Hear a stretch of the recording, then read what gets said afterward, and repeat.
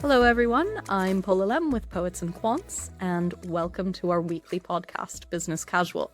So I'm joined by my co-hosts, Maria Wickvilla, who is traveling around the world. It's like, where's Waldo? Where's Maria?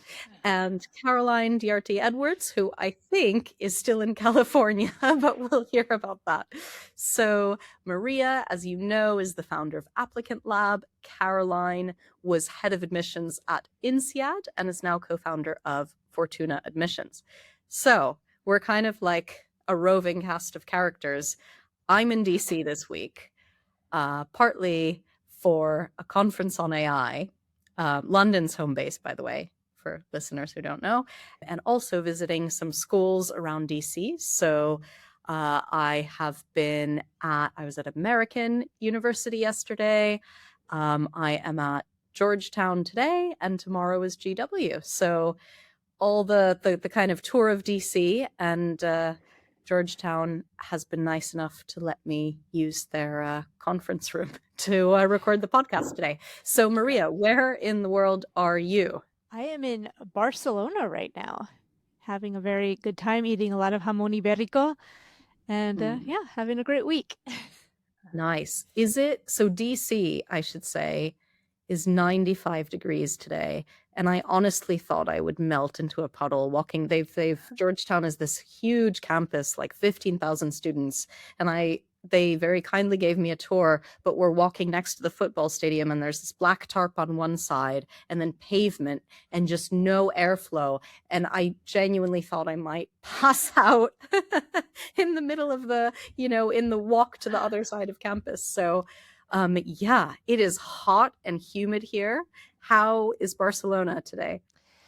Barcelona is actually lovely because it's early in the summer, but I grew up in Baltimore, and so I know how those humid mid-Atlantic summers can get. So I don't envy you from a weather perspective, although the Georgetown campus is gorgeous, so that's lovely. Yeah. Yeah. And Caroline, you're back at home.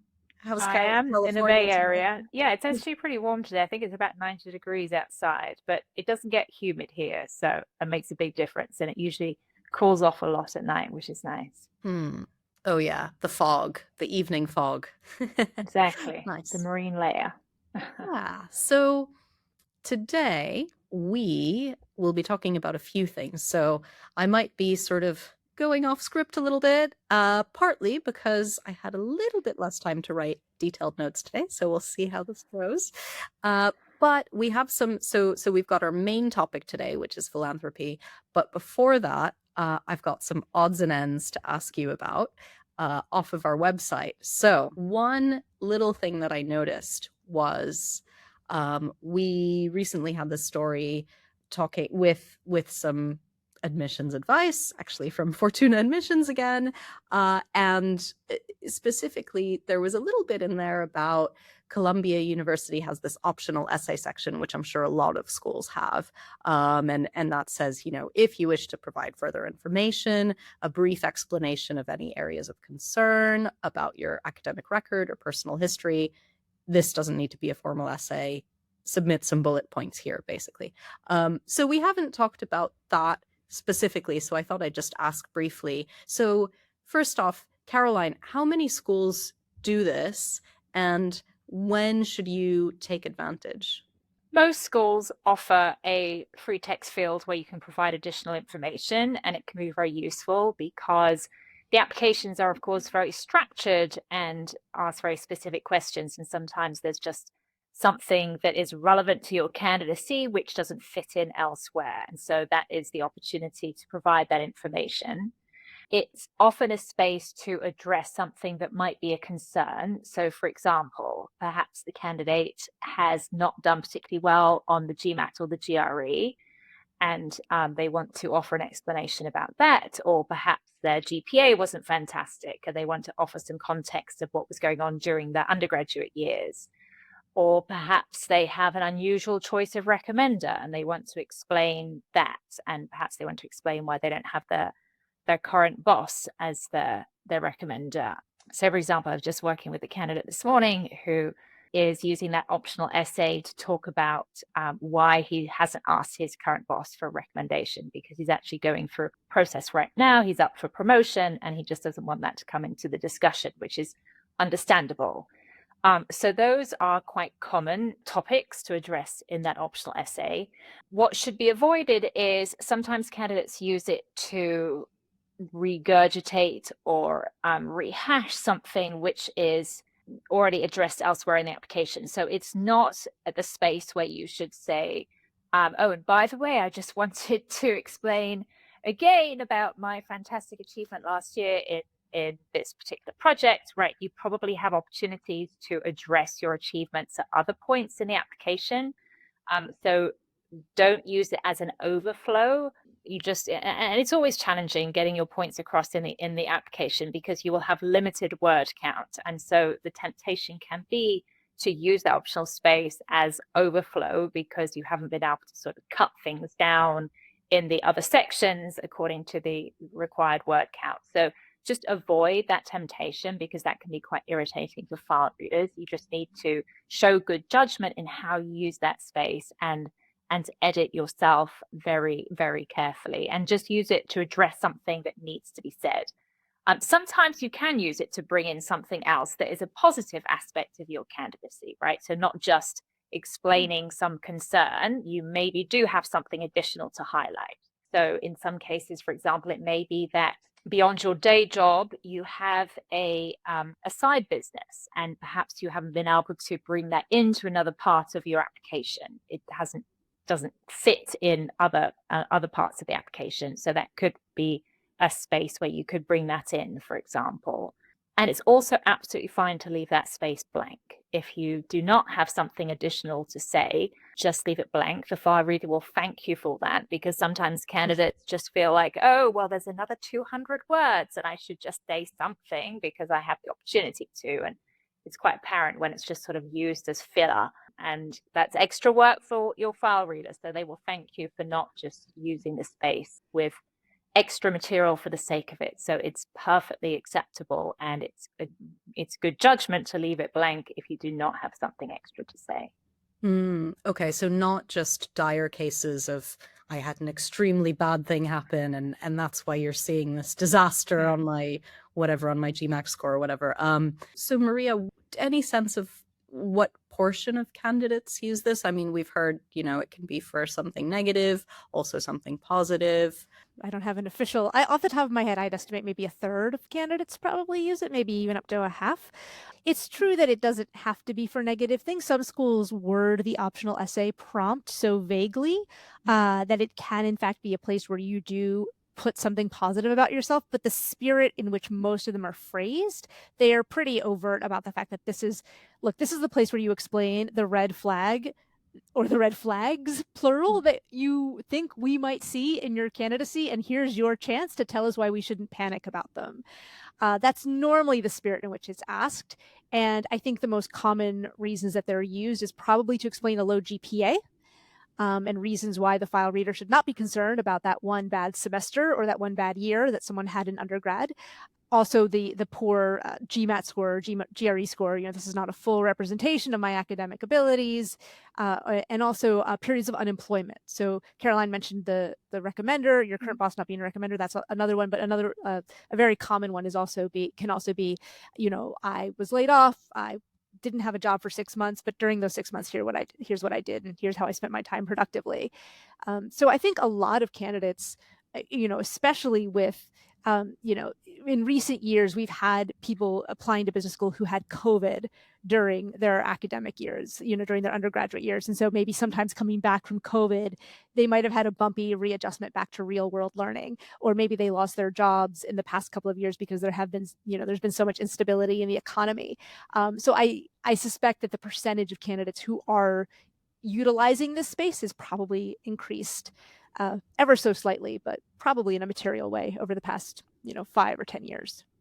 Yeah. So in our next kind of bit of everything but the kitchen sink, we Poets and Quants also has this sort of handy one-stop shop for admissions deadlines. And we've talked a couple of episodes ago, we talked about admissions deadlines, so I'm not going to labor the point. But one thing we didn't talk about is next to those application dates, there's a column with where it says test waiver, and then whether the school does that or not. So, Caroline, what's that about? Yeah, so that became more common with the pandemic. So testing became much more difficult during the pandemic. And so a lot of schools offered waivers, and some schools have kept that. So it's just more common to see a waiver option now than it was pre-pandemic. So yes, you can request a waiver if that is an option. But something to keep in mind is that if you don't present a standardized test, then they are still looking at your academic ability. It doesn't mean that they're going to put less weight on your academic profile because you're applying to an academic institution. This program is very rigorous. The MBA requires strong academic skills. The pace is typically fast. You need to have strong quantitative and analytical skills and the ability to digest vast amounts of material, for example, if you're preparing for case studies and so on. And so those tests are usually a pretty good predictor of how people do academically on an MBA program. And so if you choose to not take the test or not submit a test score, then the school will put more weight on evidence of your academic ability from other parts of your profile, especially your undergraduate track record. So if you have the option to take a waiver and you have a really outstanding academic track record from your undergraduate days, and overall your profile shows that you have strong analytical and quantitative skills, perhaps that's reinforced through your professional experience, then that could be a good choice to make and perfectly fine, perfectly valid. But if you don't, then you could be weakening your case by not taking the test and not presenting a score. So for most candidates, I would still encourage them to take the test. If you are able to take the test, if you're able to get a score that is around at least the average for the program or even above, then that will often strengthen your case because it is a common data point that schools see across applications. And when they're evaluating a diverse pool, of course, people are coming from all different educational institutions, all different academic backgrounds, as well as of course, different professional backgrounds. So the standardized test can be quite a useful data point in that it is one thing that people have in common. So you should make a strategic choice about whether you decide to go that route or not. I guess if you're motivated enough to go to a top business school, you're probably going to be motivated enough to take this test and, bang your head against a wall and spend hours and hours studying for it. So might as well go the full mile. Yeah, Maria, obviously many of the schools don't offer waivers, we should say. But if you're kind of being a clever applicant, would you maybe choose schools that do? Are you with Caroline on this? Kind of do it if you can, sort of, as in to submit the test if you can. Oh, absolutely. Having a stronger test, if you have a strong test score, you should absolutely submit it. I think the people who make the most use of the waivers are folks who are quote unquote bad test takers. And so for whatever reason, they, that multiple choice appears in front of them and they freeze. And so their test score really does not show their true academic capability. For years since the school started these during the pandemic, Caroline has heard me make this quip multiple times. But so now, Paula, now you get to be inducted into one of the Maria quips, and that is that test optional does not mean brain optional. So if you are going to go with a test waiver, you just have to realize that the burden of proof is now that much heavier on your undergraduate record, as Caroline mentioned. And I do think it makes it harder to get accepted. And if you do get accepted with one, it makes it harder to get a scholarship, I believe, because you're not really bringing that higher test score to the school and helping boost up their average. We have seen, I think, fewer and fewer schools offer test waivers in the wake of the pandemic now, hopefully in our rearview mirror, hopefully forever. Because now, back then it was like, oh, the test center is closed and what am I supposed to do? And that excuse is now less and less relevant. So, and also I think, we're definitely seeing it, at least in the undergraduate space as well. Many undergraduate colleges that were test optional are quickly reverting soon to revert back. I think Yale recently announced that they're requiring tests, and I think Duke hinted at it for undergrad. So we're seeing it in the MBA space as well. So I think if you're thinking of applying in a couple of years and you're holding out hope that test optional will still be in play, I would not make that a foundation of my application strategy. I don't think you can count on that sticking around for too much longer. Okay, one more question on this in case there is a waiver. So say I'm an undergraduate student, I graduated with honors, but maybe my GPA was a 3.8 or a 3.9, some struggles early in freshman year, but then things got a lot better going along. And so, overall good, really bad freshman year sociology class. How is that profile going to play? And then let me add one more into the theoretical, which is hate mathematics, will get a terrible test score. Don't want to take the test. So should I go for the waiver? Well, so if you hate math and you don't have a lot of quant in your undergraduate track record, or you have quant courses where your scores aren't fantastic, then I think it's going to be a problem if you then also present your candidacy without a GMAT or a GRE.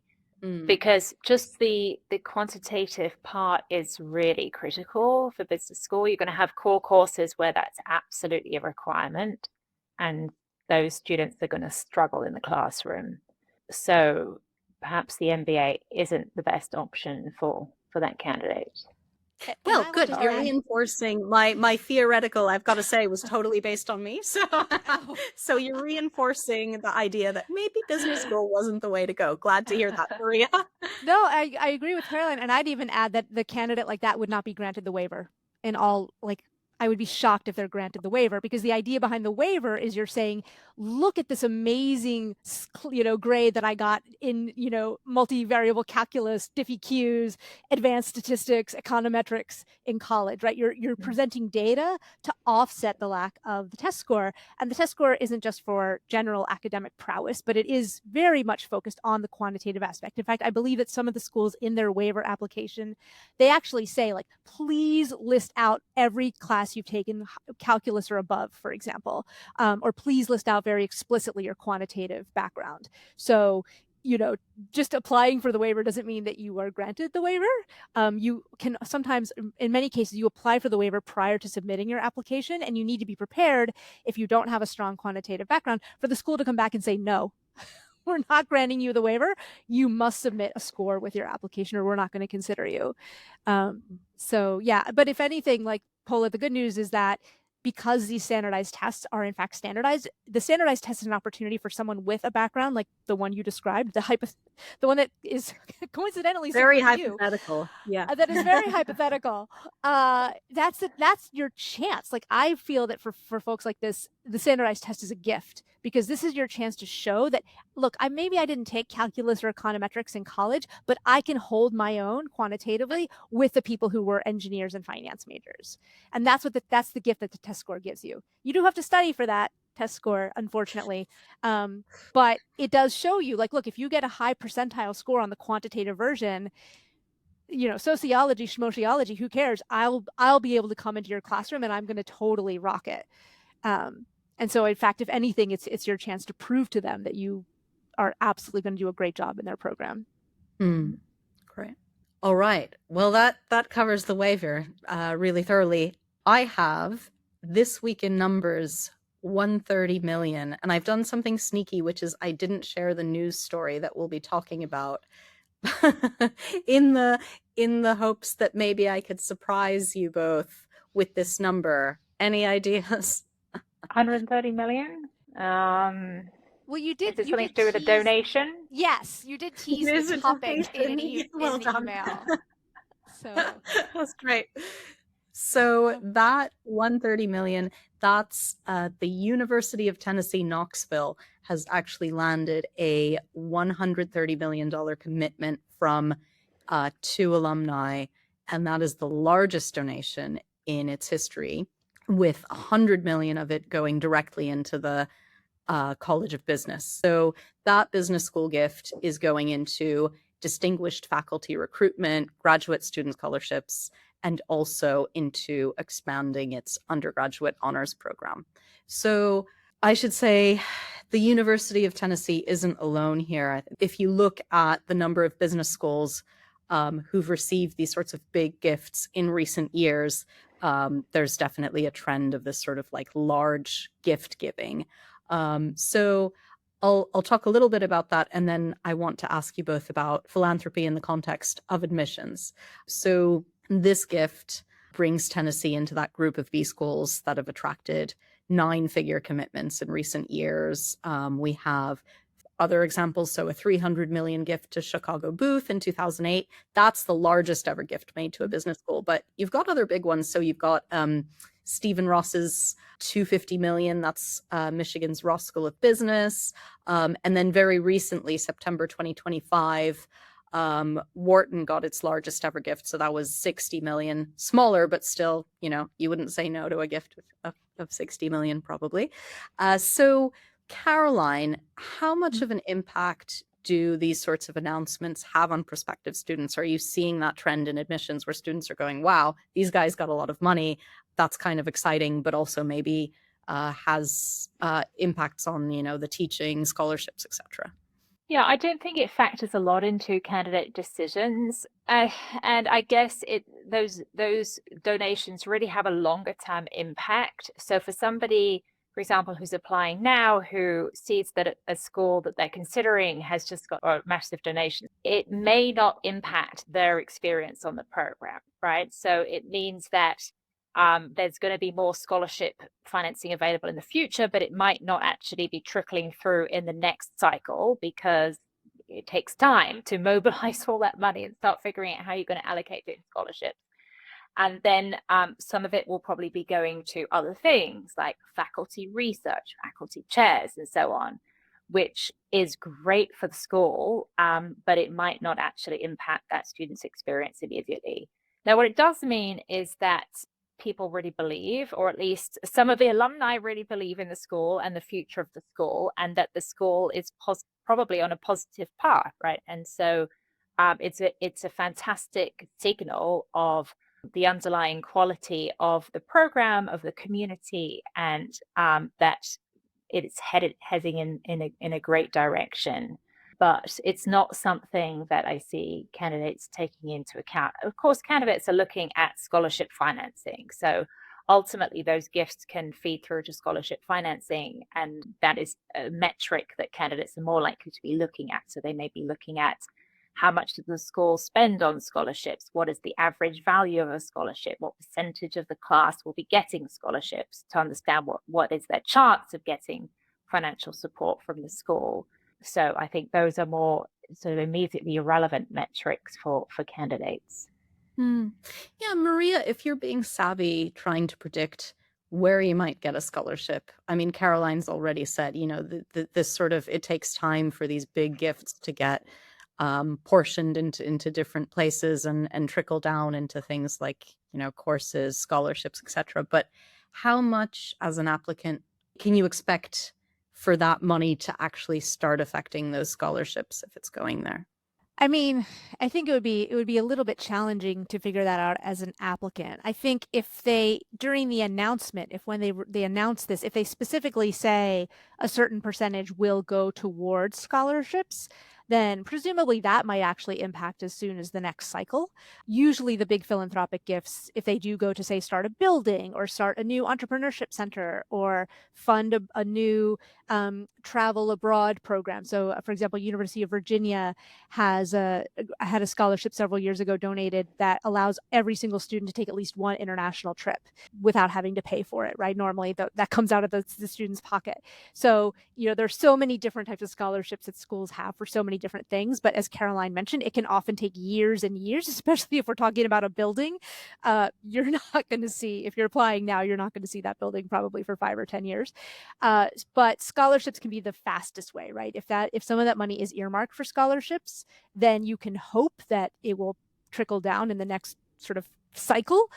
But I don't know that I would necessarily, if a new donation is announced, that might not necessarily mean anything. Unfortunately, I would assume that if I were a candidate, I would assume that it's not going to help me out, and then be pleasantly surprised if it does, as opposed to basing my application strategy upon which school just had which gift announced. I'm sensing a common thread here. I feel like expect the minimum and then be glad when you get anything more. That's the takeaway from Maria. But I mean, Caroline, you said it before, but I guess maybe it's not a direct way that this impacts you, but overall this is kind of, a vote of confidence in the school by alums, and ultimately, like, a lot of the experience that you're buying is that alumni network, right? Yeah. So if they're being active and giving large gifts, or even, a few million here or there, like, that's pretty good. They're involved with the school, right? Yeah, that's right. And it's that fundraising is really important to schools, and they put a huge amount of effort into development, as they call it, which is essentially fundraising. It's absolutely critical for the schools, because so much of their budget depends on endowments, on donations, and it's a long-term effort. And that's something that I really saw when I was working at INSEAD, that it's really about building long-term relationships with students, with alumni, because you can't go to someone who graduated 20 years ago and the school hasn't been in touch with them, hasn't done anything for them over the last 20 years, and suddenly sees, oh wow, they just oh, they work at Anthropic or SpaceX and they've just cashed out, and wow, these guys are going to be a great prospect for us, and they can, donate 20, 50 million, and go knocking on their door. It doesn't work like that. You can't just go in cold. So the schools put a huge amount of effort, which students and actually alumni don't see the day-to-day work that goes on. But there is a huge amount of effort behind the scenes in cultivating the alumni network, building those relationships, keeping tabs on who could be the good prospects in the alumni pool, who could be potential major donors, and all of that work is absolutely critical to the schools and what they're able to achieve. And so while these donations may not mean much to applicants in the short term, it does have a big impact on schools. I mean, you mentioned some of the transformational gifts that have been made to schools, and it does change dramatically what they're able to offer in the longer term, and the people that they're able to hire, and the programs that they're able to offer, and so much that goes into part of the business school experience. So those donations are absolutely critical to the life of the school. It's really a long-term effort, and it's not a short-term effort, and it's not a short-term benefit either. It's really a long-term gain. Mm-hmm. This is very much taking me back to a conversation I had just yesterday about this very thing. So, Nice. thank you very much. We are nearly at 30 minutes, so I will cut things off here. But before we go, what are you both looking forward to at the end of your day? I should say I barely slept yesterday, and I'm really looking forward to an ice cold beer and then sleeping. Maria, what are you up to later? I think Caroline and I are both big fans of sleeping, so we're with you. I mean, you're never going to hear me be like, sleep, ew, gross. Who needs that? No, I still have another week in Spain, so who knows what curtain will be behind me next week, guys? It depends on the Living hotel. like tango. Maria's gonna show up with a fan and the tangos. Some Glass of castanets. sangria. That's what we should do, like instead of drunk history, we should do drunk podcast one week. No, actually, we shouldn't do that. That's a terrible idea. Don't listen to me at all. I'm a bad influence. Caroline? Feel free, Maria. Just Free, me. yeah. I was gonna Just say, Maria. yeah. It's late in the day for you. Yeah, so well, today's actually my youngest daughter's birthday. She turned 15.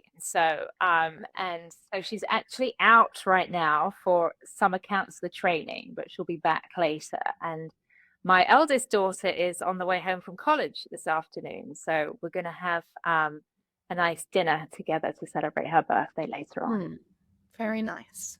Well, that sounds great. And I'm going to try and navigate the heat and survive the heat before I can reach my lovely beer, my lovely Columbia. Oh, all Well right. earned, well deserved beer. Well deserved. Thank you.